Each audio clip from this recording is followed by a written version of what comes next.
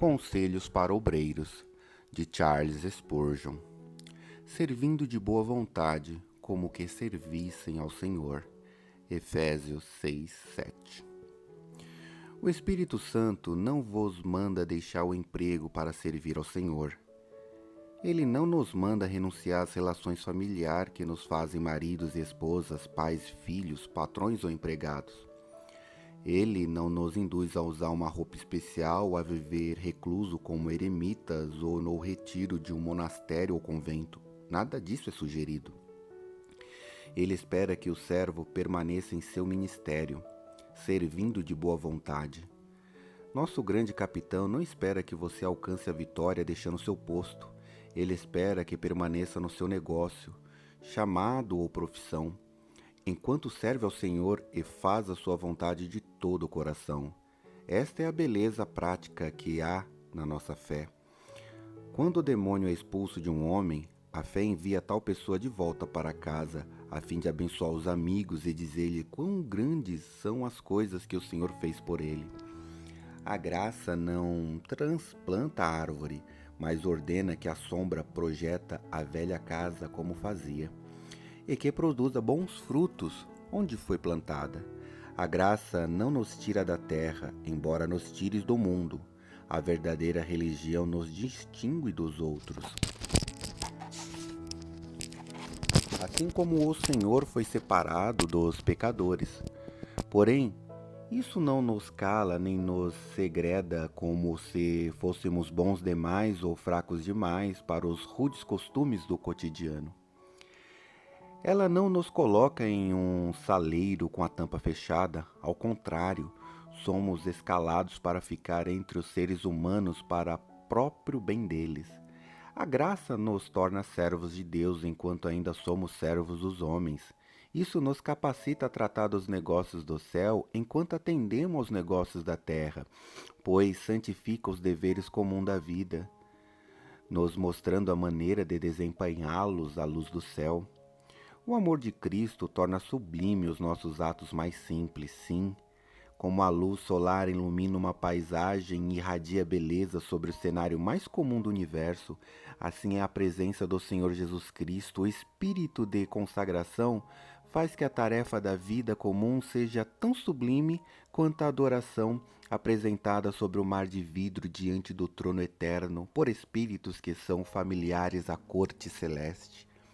Sejamos pobres ou ricos, servos ou patrões, tenhamos sempre um lema: ao Senhor e não aos homens. Colossenses 3:23. Seja esse o nosso selo e o lema do nosso brasão, que hoje em diante a regra constante da nossa vida e a essência da nossa motivação. Ao defender que esse seja o alvo mais sublime do nosso ser, deixe-me dizer que, se formos capacitados a adotar esse lema, ele irá, antes de tudo, influenciar nosso trabalho e, em segundo lugar, elevar nosso espírito em relação àquele trabalho. Mas deixe-me acrescentar que, se o Senhor verdadeiramente for tudo em nossa vida, será isso que Ele irá esperar de nós? Ou que temos 1000 obrigações de prestar contas a Ele? Se verdadeiramente vivemos como para o Senhor, deveríamos viver totalmente para o Senhor. O Senhor Jesus é mestre, o mestre mais atraente. Ele disse: ninguém pode servir a 2 senhores.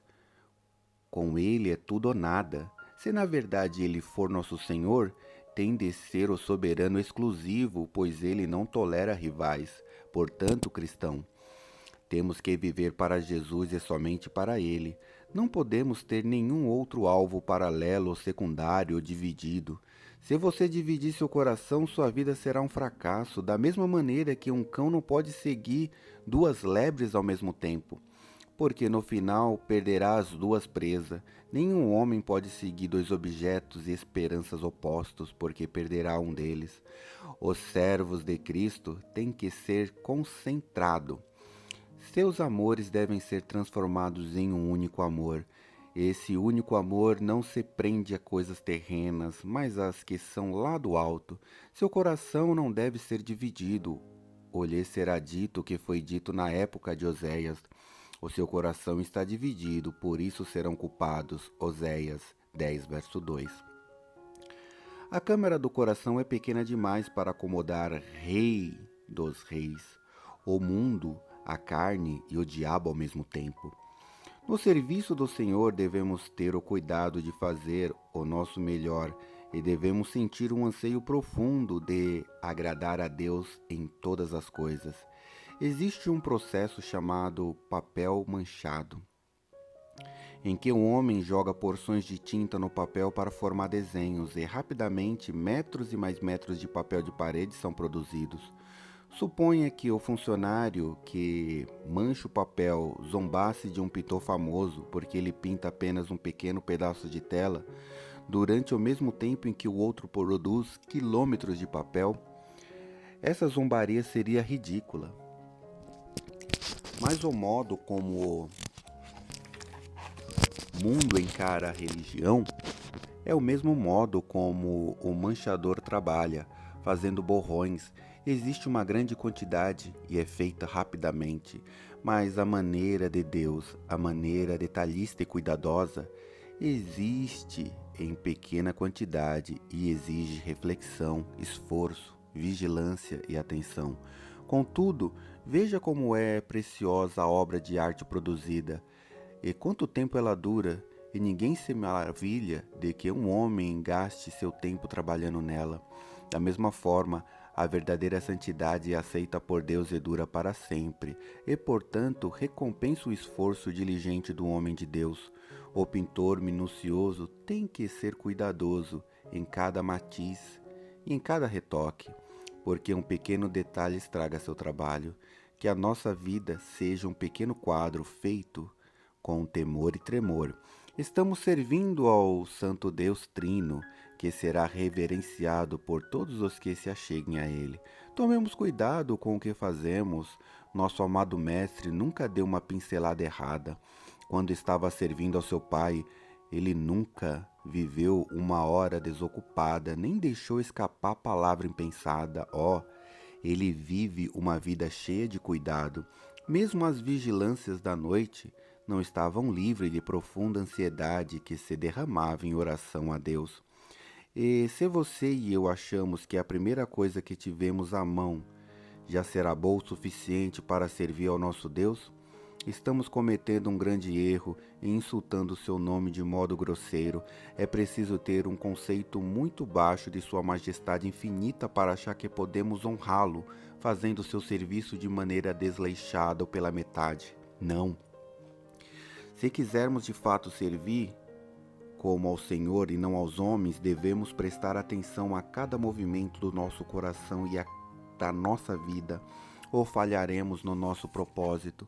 Nosso trabalho para Jesus deve brotar do solo do coração. Nosso serviço não deve ser executado com alto ou algo rotineiro. Deve haver rigor, poder, frescor, realidade, anseio e calor em relação a ele, ou não servirá para nada. Nenhum peixe jamais foi posto sobre o altar de Deus, porque não podia chegar lá vivo. O Senhor não quer sua adoração morta, sem coração.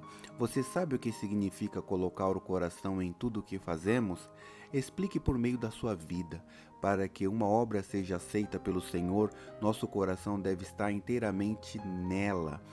Não alguns poucos pensamentos sobre Cristo, algumas palavras frias, alguns presentes, de vez em quando, uma cena secundária de nossa vida, mas enquanto o coração bater, assim devemos servir a Deus. Ele deve ser a nossa vida. Não devemos tratar a nossa religião como se fosse uma espécie de fazenda decadente que estamos dispostos a manter, mas não investimos muito nela. Nos preocupamos mais com a fazenda principal, ou seja, o nosso ego e o mundo, com os seus ganhos e prazeres. Nosso Senhor será o soberano ou nada.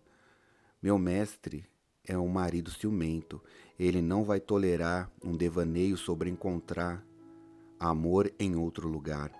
E ele se sente desprezado quando os que dizem seus amados amam mais aos outros do que a ele mesmo. Tal indecência de coração nunca será permitida. Não vamos sonhar com isso. Como é desprezado o homem que só faz bem o seu trabalho quando é observado. Somente as crianças na escola e os mercenários deveriam precisar desse tipo de supervisão. Nunca se cogitou vigiar homens de espírito nobre. Observe um jovem aprendiz que tem a tarefa de copiar uma pintura. O mestre fica ao seu lado, observa cada traço. Porque se não houver supervisão, o jovem vigarista se tornará descuidado e entregará seu trabalho ou fará com que lhe dê na cabeça. Será que alguém pensou algum dia em supervisionar o trabalho de Rafael e Michelangelo para garantir que eles continuassem suas obras? Papas e imperadores visitam os grandes pintores em seus estúdios, mas será que eles pintavam bem? Só porque os nobres senhores olhavam seu trabalho? Certamente não. Talvez até pintassem pior por causa da agitação ou da preocupação com os visitantes.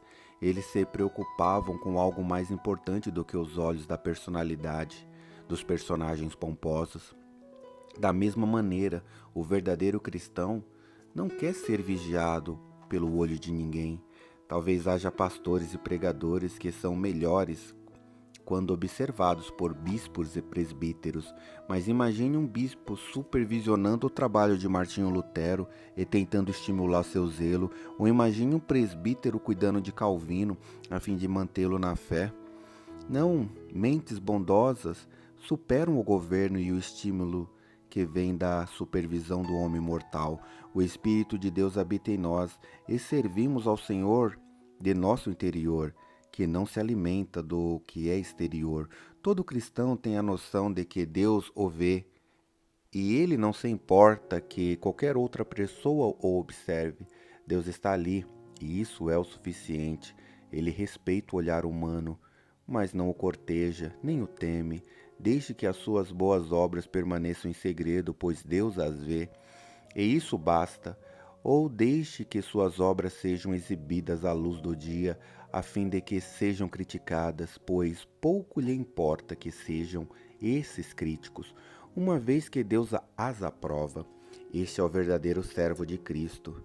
Deixar de ser um servo observado pelo olhar humano para tornar-se um servo que deseja ser visto no sentido mais sublime da palavra, sim.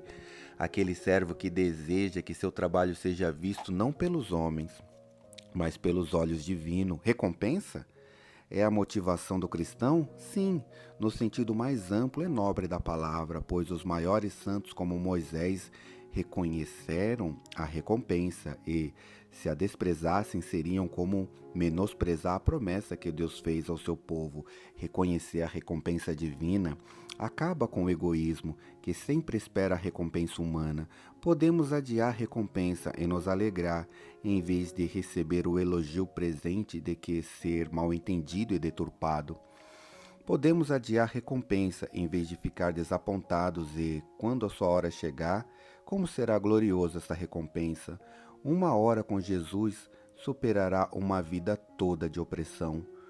Um sorriso dele recompensará 1000 vezes mais todos os momentos em que fomos desapontados e desestimulados.